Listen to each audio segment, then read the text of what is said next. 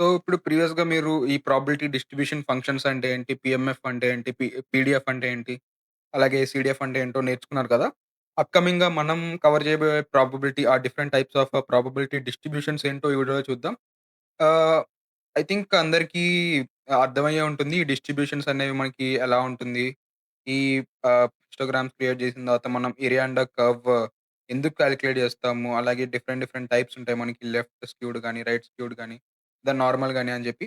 అవి అప్‌కమింగ్ టాపిక్స్‌లో అయితే కవర్ అవుతుంది.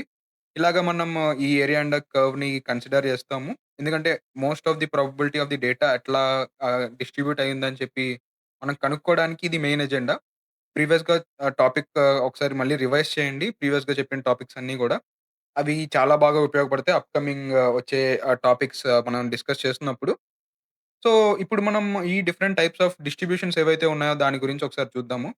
ఫస్ట్‌ది మనకి బెర్నౌల్లీస్ డిస్ట్రిబ్యూషన్ అయితే ఉంటుంది. అలాగే ఈ పర్టిక్యులర్ డిస్ట్రిబ్యూషన్ దేని కింద కన్సిడర్ అవుతుందని గూడా చెప్తాను ఇప్పుడే ఈ వీడియోలోనే. తర్వాత ఈ ఒక్కొక్క డిస్ట్రిబ్యూషన్‌కి సెపరేట్ వీడియో అయితే ఉంటుంది. దాంట్లో మీకు ఇంకా క్లియర్‌గా అర్థమైపోతుంది. ఇది బైనరీ కైండ్ ఆఫ్ డేటాకి మనం అయితే యూజ్ చేస్తాము. బైనరీ డేటాకి. బైనరీ డేటా అంటే ఆల్రెడీ అందరికీ అర్థమై ఉంటది. 0 ఆర్ 1 అని జెప్పి మనం అంటా ఉంటాం గదా! జీరోస్ అండ్ వన్స్ అని. అలాగే ఇది పీఎంఎఫ్ కిందకొస్తుంది. మనం ప్రీవియస్‌గా డిస్కస్ చేసినట్టు ఎలా అయితే ఆ వాల్యూస్ అనేవి డిస్క్రీట్ వాల్యూస్ అయితే మనకి అది పీఎంఎఫ్ కిందకైతే వస్తుంది. కాబట్టి ఇది discrete values, discrete random variables. అందుకు ఇది మనకి బైనరీ డేటా కింద కన్సిడర్ చేసి దీన్ని బర్నౌలీస్ డిస్ట్రిబ్యూషన్ లాగా మనం మలుచుకోవచ్చు. డిస్క్రీట్ రాండమ్ వేరియబుల్స్ అయితే. అలాగే దీని తర్వాత దీనికి ఎక్స్‌టెన్సివ్‌గా బైనోమియల్ డిస్ట్రిబ్యూషన్ ఒకటుంది. ఇది ఎలా అయితే బర్నౌలీస్ డిస్ట్రిబ్యూషన్ ఉందో దానికి కొంచెం ఎక్స్‌టెన్షన్ లాంటిది. దానికి దీనికి మధ్యలో ఉన్న కొంచెం డిఫరెన్స్ గూడా నేను చెప్తాను అప్‌కమింగ్ టాపిక్స్‌లో కవర్ అవుతుంది. ఇది గూడా same PMF probability mass functions కిందకి వస్తుంది. అలాగే థర్డ్‌ది నార్మల్ ఆర్ గాషియన్. ఇది చాలా ఇంపార్టెంట్ అసల. డేటా సైన్స్ వరల్డ్‌లో ఈ నార్మల్ డిస్ట్రిబ్యూషన్ అని చెప్పి ఇంటర్వ్యూ క్వెషన్స్ మీకు చాలా వస్తాయి. చాలా వరకు నార్మల్ డిస్ట్రిబ్యూషన్ మీరు ఎక్స్‌ప్లెయిన్ చేయగలిగితే ఇంటర్వ్యూయర్‌కి ఇంప్రెస్ అవుతారు. సో, ఆ టాపిక్ కొంచెం ఇంపార్టెంటు. ఈ నార్మల్ డిస్ట్రిబ్యూషన్ మనకి కంటిన్యూయస్ రాండమ్ వేరియబుల్స్‌తో ఫార్మ్ అవుతుంది. కాబట్టి సో, ఇది పీడీఎఫ్ అండర్‌లో వస్తుంది. అంటే ప్రాబబిలిటీ డిస్ట్రిబ్యూషన్ ఫంక్షన్ అండర్‌లో వస్తుంది. కంటిన్యూయస్ వేరియబుల్ కాబట్టి. కంటిన్యూయస్ రాండమ్ వేరియబుల్ కాబట్టి. అలాగే దీంతో పాటు మనకి పాయిజాన్ డిస్ట్రిబ్యూషన్. ఇది గూడా మనకి పీఎంఎఫ్ కిందకొస్తుంది. అంటే డిస్క్రీట్ రాండమ్ వేరియబుల్స్. పీఎంఎఫ్ కిందకొస్తుంది. అలాగే ఇంకా లాగ్ నార్మల్ డిస్ట్రిబ్యూషన్ ఒకటి.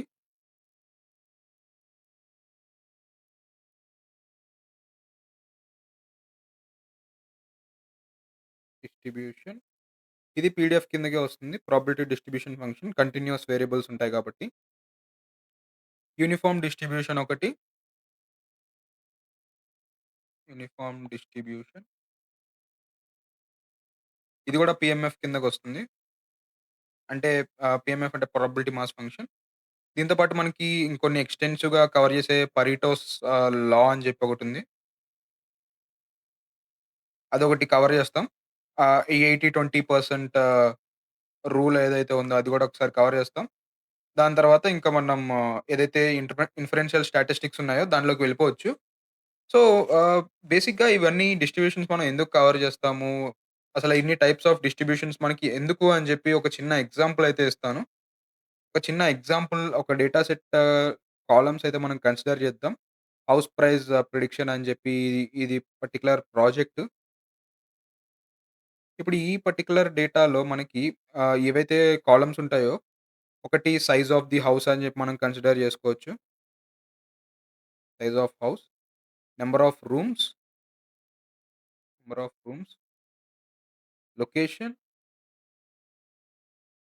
అండ్ అలాగే ఫ్లోర్స్, ఎన్ని ఫ్లోర్స్ ఉన్నాయి, అలాగే ప్రైస్.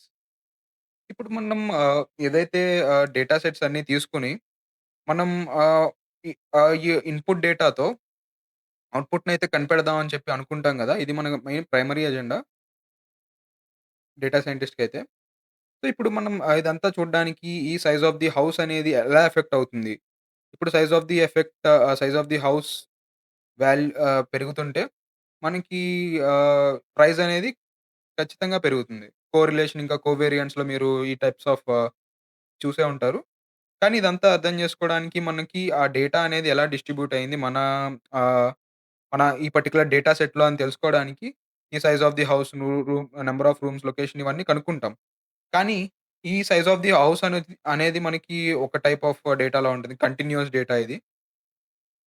అలాగే నంబర్ ఆఫ్ రూమ్స్ అనేది మనకి డిస్క్రీట్ డేటా. ఎందుకంటే మనకి మాక్సిమం 1, 2, 3 ఈటిల్లోనే వస్తది. 1, 2, 3, 4, 5 ఈటిల్లోనే వస్తుంది కాబట్టి దాన్ని మనం డిస్క్రీట్ అంటాం. డిస్క్రీట్ అంటే అందరికీ తెలిసిందే గదా! ఒక సెట్ ఆఫ్ వాల్యూస్ ఉంటాయి మనకి. 0, 1, 2, 3, 4 అలా ఒక సెట్ ఆఫ్ 0, 2, 4 అని జెప్పి మనం అనుకుంటే, అట్లా దాన్ని మనం డిస్క్రీట్ అంటాం. నంబర్ ఆఫ్ రూమ్స్ అనేది డిస్క్రీట్ కిందకొస్తుంది. అలాగే ఫ్లోర్స్ గూడా కొంచెం డిస్క్రీట్ కిందకే వస్తుంది.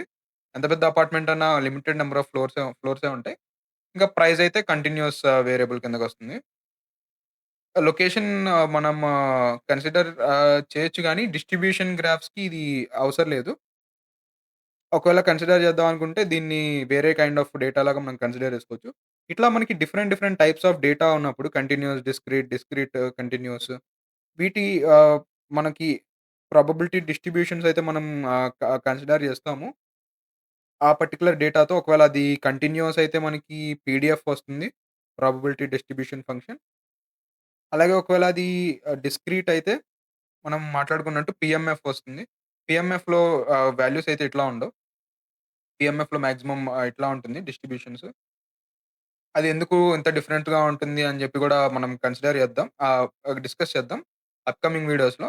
ఫస్ట్ మనం టార్గెట్ చేయాల్సింది బెర్నౌల్లిస్ డిస్ట్రిబ్యూషన్, ఆ తర్వాత బైనోమియల్ డిస్ట్రిబ్యూషన్, ఆ తర్వాత నార్మల్ గాసియన్ ఇవన్నీ ఆహ్ ఎక్స్‌టెన్సివ్‌గా, సింపులర్‌గానే ఉంటాయి. ఫస్ట్ బెర్నౌల్లిస్ డిస్ట్రిబ్యూషన్‌లో నేనేం చేస్తానంటే, పర్టిక్యులర్‌గా ఈ బెర్నౌల్లిస్ డిస్ట్రిబ్యూషన్ అంటే ఏంటి? అదెలా పనిచేస్తుంది?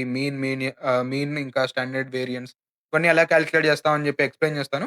కానీ అప్‌కమింగ్ డిస్ట్రిబ్యూషన్స్ ఏవైతే ఉంటాయో అవి సింపుల్‌గా ఎక్స్‌ప్లెయిన్ చేస్తాను. ఎందుకంటే ఫస్ట్ బైనోమియల్ డిస్ట్రిబ్యూషన్ మనం అర్థమైతే తర్వాత డిస్ట్రిబ్యూషన్స్ అన్నీ ఈజీగా అవుతాయి.